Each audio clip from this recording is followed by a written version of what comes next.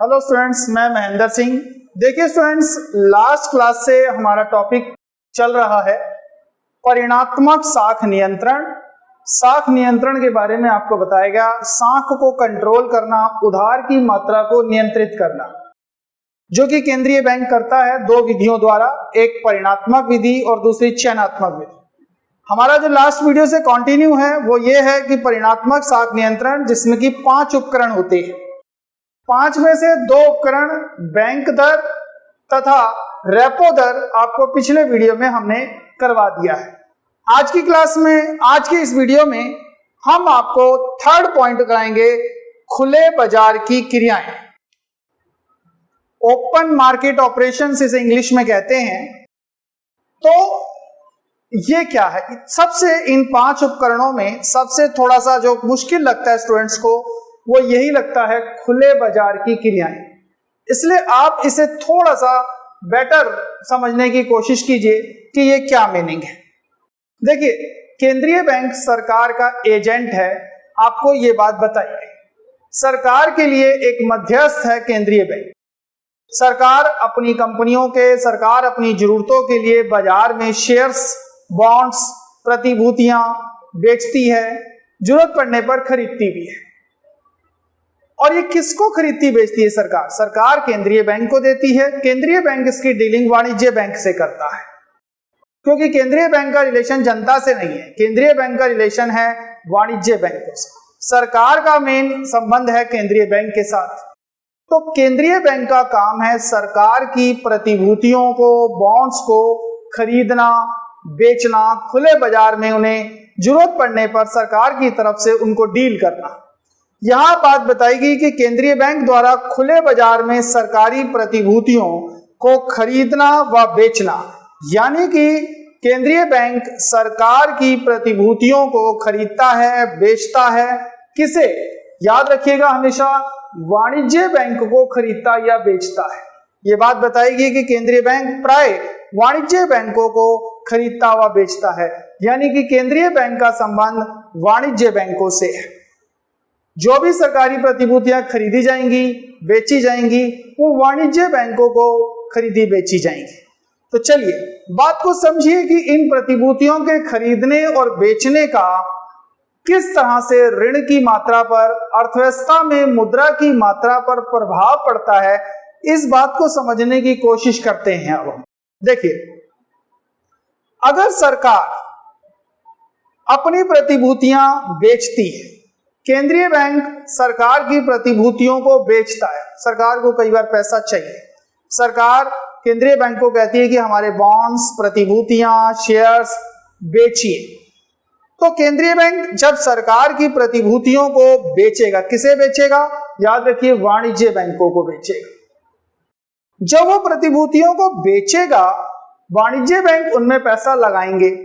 आप सोच सकते हो कि वाणिज्य बैंक पैसा क्यों लगाएगा, क्यों खरीदेगा? क्योंकि सरकार की प्रतिभूतियां सुरक्षित होती हैं, निश्चित उसमें कमाई होती है, पैसा डूबने का डर भी नहीं होता।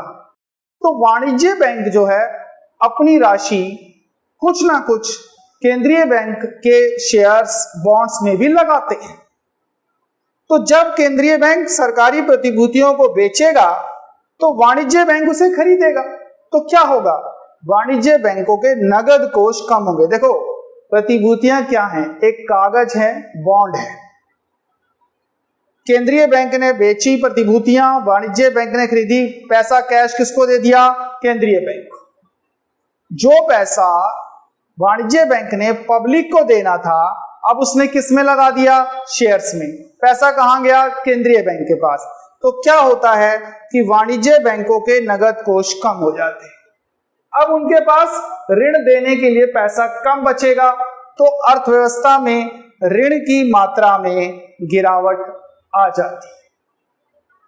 अब मैंने आपको बताया तेजी की स्थिति है, अर्थव्यवस्था में मुद्रा ज्यादा है, तो उस स्थिति में सरकार, केंद्रीय बैंक जो है वो प्रतिभूतियां बेचेगा, ऋण की मात्रा को कम करने के लिए काम करेगा। तो सीधी सीधी बात समझ में ये आती है कि जब सरकारी प्रतिभूतियां बेची जाएंगी, वाणिज्य बैंकों का पैसा घटेगा, वो लोगों को उधार नहीं दे पाएंगे, अर्थव्यवस्था में मुद्रा की मात्रा घटेगी। और अगर इसके अपोजिट जाएं, जिस टाइम पर सरकारी प्रतिभूतियों को खरीदना जाएगा, अगर सरकारी प्रतिभूतियों को खरीदा जाता है मान लीजिए, तो खरीदे जाने की स्थिति में वाणिज्य बैंकों के नगद कोष जो हैं उनमें वृद्धि हो जाएगी। अगर केंद्रीय बैंक सरकार से सरकारी प्रतिभूतियों को वाणिज्य बैंकों से वापस ले यानी खरीदे, तो वाणिज्य बैंकों के नगद कोष बढ़ जाते हैं और इस स्थिति में जो ऋण की मात्रा है उसमें वृद्धि होगी। अब वाणिज्य बैंक के पास अगर पैसा होगा तो वो पब्लिक को भी देगा। मंदी की स्थिति में, जब अर्थव्यवस्था में मंदी होती है, तो उस अवस्था में सरकारी प्रतिभूतियों को खरीदा जाता है केंद्रीय बैंक द्वारा वाणिज्य बैंकों से, यानी वाणिज्य बैंकों से वापस लिया जाता है प्रतिभूतियों को, उन्हें पैसा दिया जाता है जिससे उनके नगद कोषों में वृद्धि होती है और इस तरह से वो लोगों को ज्यादा ऋण दे पाते हैं, मंदी टूटती है। आप पिछले 2 पॉइंट से और इस पॉइंट में भी इस बात को फॉलो कर रहे हैं कि इन उपकरणों का प्रयोग अर्थव्यवस्था में मुद्रा को बढ़ाने और घटाने के लिए होता है। साख को बढ़ाना मुद्रा को बढ़ाता है, मंदी तोड़ता है। साख का कम होना मुद्रा को कम करता है और उससे अर्थव्यवस्था में तेजी, अगर बहुत बूम हो रहा हो तो उसको थोड़ा सा, महंगाई अगर हो रही हो तो उस पर कंट्रोल लगता है। तो ये उपकरण मंदी और तेजी की स्थिति को नियंत्रित करने के लिए काम कर रहे हैं, साथ साथ आपको बताया जा रहा है। तो देखिए स्टूडेंट, अब चौथा उपकरण है साख नियंत्रण का नगद रिजर्व अनुपात। नगद रिजर्व अनुपात, इंग्लिश में इसे नेम देते हैं CRR, कैश रिजर्व रेशो। आपके लिए ये 4th और 5th पॉइंट मोस्ट इंपॉर्टेंट रहेंगे। इसके ऊपर क्वेश्चन 99% श्योरली आपको मिलता है। क्लियर मैं आपको बता रहा हूं, आप इन नेक्स्ट 4th और अभी 5th पॉइंट आएगा उसके ऊपर अपना फोकस ज्यादा रखिएगा। क्या है ये CRR? आपको आइडिया दिया गया था केंद्रीय बैंक के कार्य में कि सभी वाणिज्य बैंकों को अपना खाता केंद्रीय बैंक में खोलना है और उसमें कुछ पैसा भी रखना है। हर वाणिज्य बैंक को अपने ग्राहकों से जितना पैसा आता है उसका कुछ हिस्सा उन्हें केंद्रीय बैंक के पास रखना पड़ता है, याद रखें। और उसी का नाम है CRR, नगद रिजर्व अनुपात। वाणिज्य बैंक द्वारा केंद्रीय बैंक के पास रखा सुरक्षित कोष, यानी कुछ पैसा हर वाणिज्य बैंक को केंद्रीय बैंक के पास रखना है जिसका नाम होता है CRR। कितना रखना है ये केंद्रीय बैंक तय करता है। 5%, 10%, सपोज कीजिए 10% है। इसका मतलब ये होता है कि अगर वाणिज्य बैंकों के पास अपने ग्राहकों का 1 करोड़ रुपया जमा के रूप में आता है, ग्राहकों ने वाणिज्य बैंक में 1 करोड़ रुपए जमा कराए, तो उन्हें उसका 10% यानी कि 10 लाख रुपए केंद्रीय बैंक के पास रखने पड़ेंगे। तो वो जो 10 लाख रुपए केंद्रीय बैंक के पास रखने पड़ेंगे उसका नाम होता है CRR, नगद रिजर्व अनुपात। आप इस बात को समझिए। लेकिन सबसे बड़ी बात, अगर ये रिजर्व केंद्रीय बैंक के पास रहेगा तो वाणिज्य बैंक के पास पैसा कम हो जाता है। वाणिज्य बैंक ग्राहकों से जो पैसा आता है उसी को जनता को उधार देते हैं। पैसे का फ्लो अर्थव्यवस्था में कहां से आता है? बैंकों के उधार से आता है। अब समझिए कि अगर केंद्रीय बैंक के पास पैसा रख दिया गया है, अब ये 10% की जगह अगर 20% कर दिया जाता है तो ज्यादा रखना पड़ेगा, 5% कर दिया जाता है तो कम रखना पड़ेगा। तो मैं यह समझाना चाहूंगा कि जब केंद्रीय बैंक CRR में वृद्धि करेगा तो क्या होगा, समझिए। अगर CRR बढ़ा दी जाती है, 10% है, सपोज कीजिए 10 लाख रखना है 1 करोड़ में से 20% कर दिया जाता है तो मतलब अब 20 लाख रुपया रखना है। अगर ज्यादा पैसा रिजर्व रूप में रख दिया जाएगा तो वाणिज्य बैंकों का नगद कोष कम हो जाएगा। पैसा कहां बचेगा उनके पास? पहले वो 1 करोड़ में से 10 लाख रिजर्व करते थे तो 90 लाख आगे उनको प्रयोग करने के लिए उपलब्ध था। अब अगर 20% रखना है तो 20 लाख रिजर्व हो जाएगा और 80 लाख ही दे पाएंगे। कहने का मतलब यह हुआ कि अगर केंद्रीय बैंक CRR में वृद्धि करेगा, ज्यादा कहेगा कैश रखो, सुरक्षित रखो, तो वाणिज्य बैंकों का नगद कोष कम हो जाएगा, वो ज्यादा लोगों को उधार नहीं दे पाएंगे। क्योंकि जब केंद्रीय बैंक ज्यादा रखेगा तो वाणिज्य बैंकों की उधार देने की जो क्षमता है वो कम होगी। ये साफ साफ क्लियर है कि वाणिज्य बैंकों का नगद कोष अगर कम होगा तो ऋण की मात्रा में गिरावट आएगी, अर्थव्यवस्था में पैसे का फ्लो जो है वो डाउन होगा।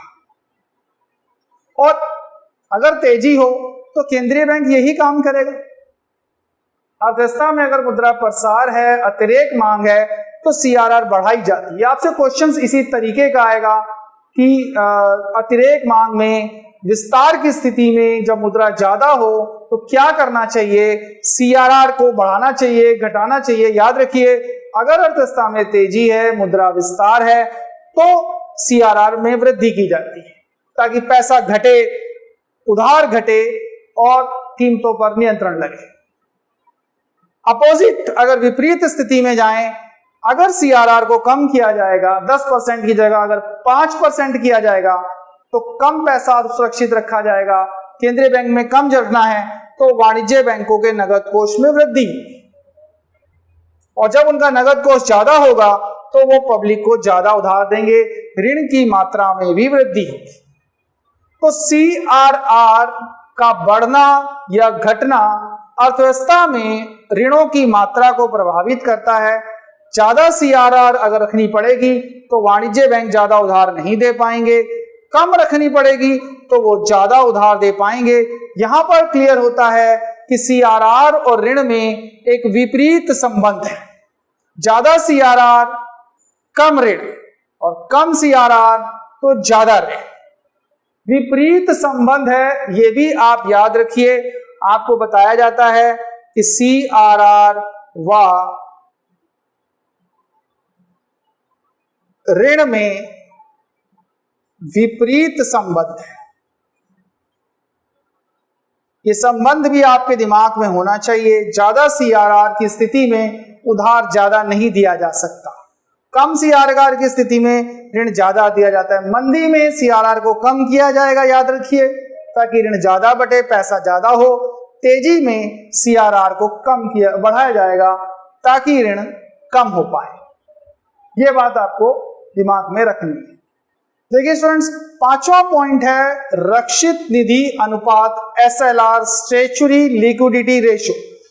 अभी हमने लास्ट किया सीआरआर, अब है एसएलआर। दोनों बहुत मैचिंग है।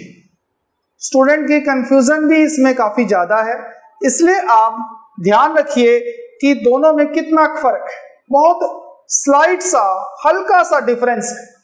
आपने अभी भी पढ़ा सीआरआर, जो हिस्सा जमाकर्ताओं का केंद्रीय बैंक के पास रखता है वाणिज्य बैंक।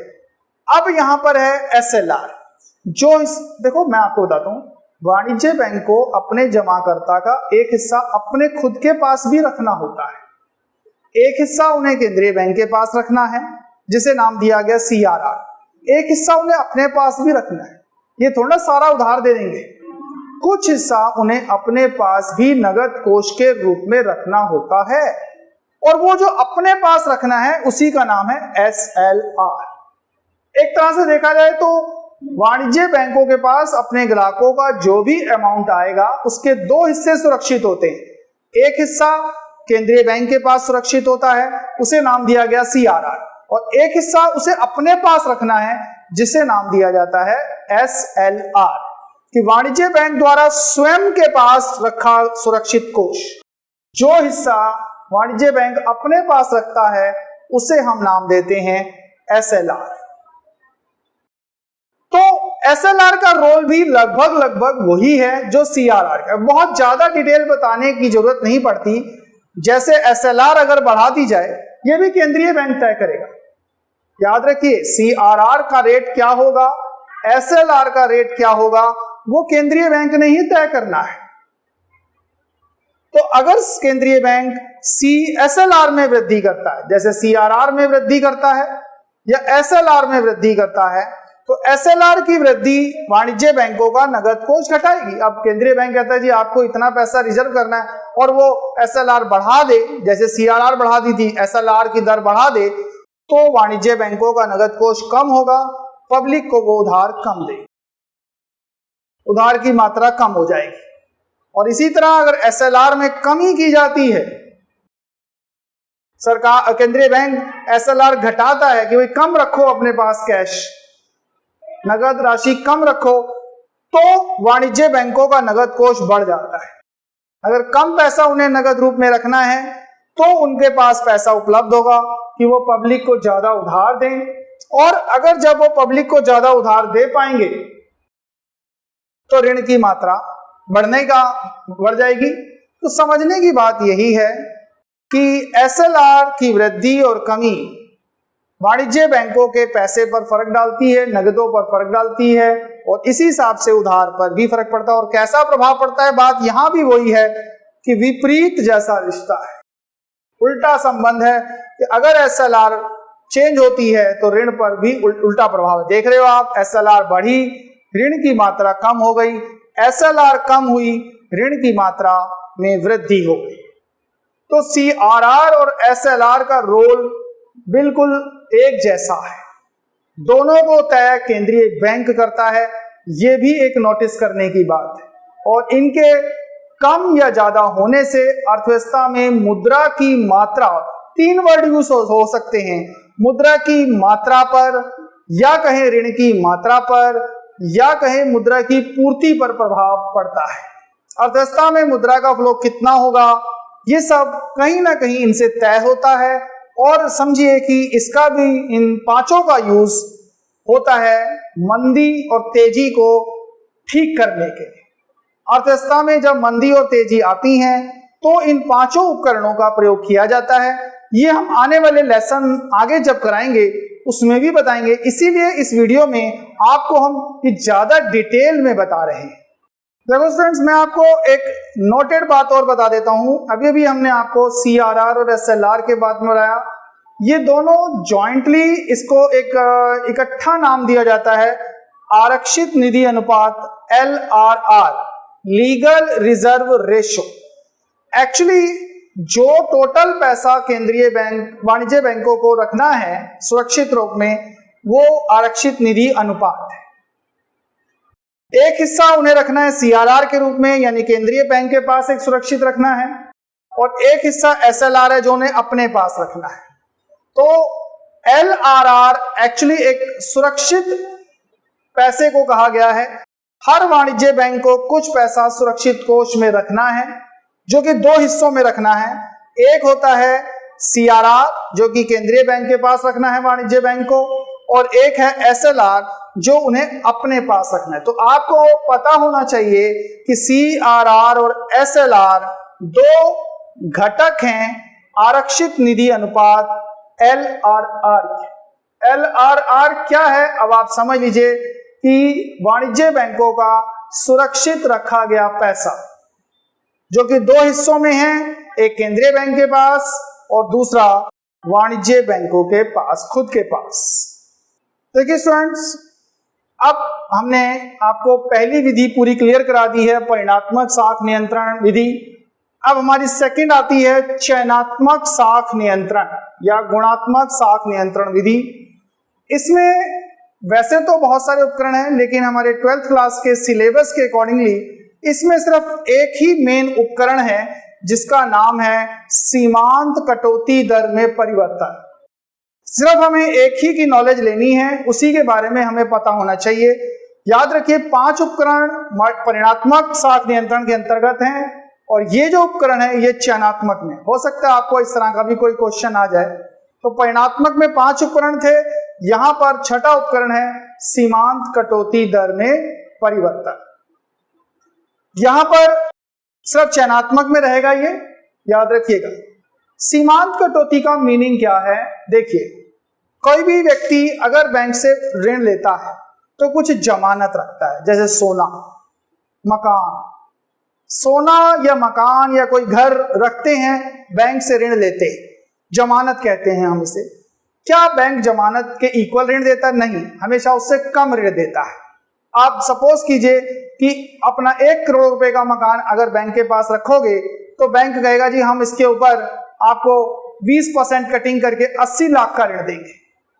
या 30% कटिंग करके 70 लाख का ऋण देंगे। बैंक पूरी वैल्यू में से जितना कटौती करेगा, कम करेगा, जितने पर कम ऋण देगा, वो ही है सीमांत कटौती। उदाहरण मैं दे देता हूं आपको कि मान लीजिए आपने अपना एक प्रॉपर्टी रखी बैंक के पास 1 करोड़ रुपए की। आपने कहा जी मुझे ऋण चाहिए। बैंक कहेगा जी हम इसके ऊपर 20% की कटौती लगाएंगे, आपको लोन 80 लाख का ही मिल पाएगा। यानी 1 करोड़ के जमानत पर आपको ऋण कितने का मिला? 80 लाख। 20 लाख बीच में से कट गए, वो 20 लाख जो कट गए उसी का नाम होता है सीमांत कटौती। यानी ऋण का मूल्य 80 लाख, जमानत जो आपने रखी 1 करोड़।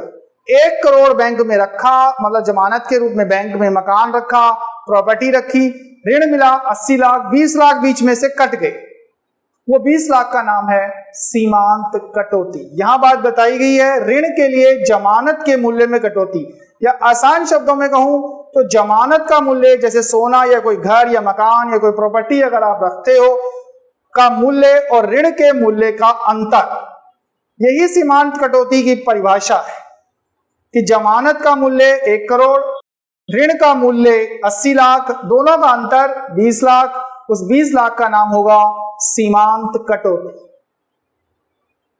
देखिए सीमांत कटौती का ऋण पर फर्क पड़ता है। कैसे? अगर सीमांत कटौती ज्यादा हो, सपोज कीजिए बैंक कहे नहीं जी हम तो 1 करोड़ पर 50 लाख ही लोन देंगे, यानी 50% कटिंग लगाएंगे, तो ऋण कम लिया जाएगा। ग्राहक कहेगा ठीक है जी 1 करोड़ की प्रॉपर्टी रखे, 50 लाख ऋण मिले, कल को ना दे पाए तो फंस जाएंगे।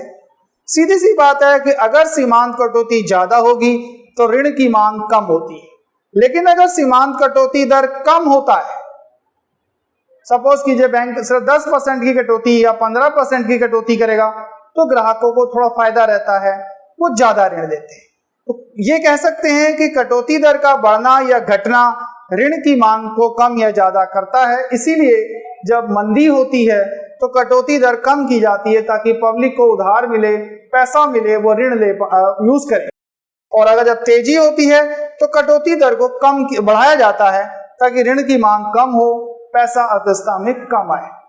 तो इस तरह से सीमांत कटौती भी अर्थव्यवस्था में मुद्रा की पूर्ति की मात्रा को घटाने या बढ़ाने में अपना रोल प्ले करती है, भूमिका अदा करती है, जो यहाँ पर आपको मैंने साइन में बताई है कि ज्यादा कटौती करोगे तो ऋण की मांग कम होगी, कम कटौती होगी तो ऋण की मांग बढ़ेगी।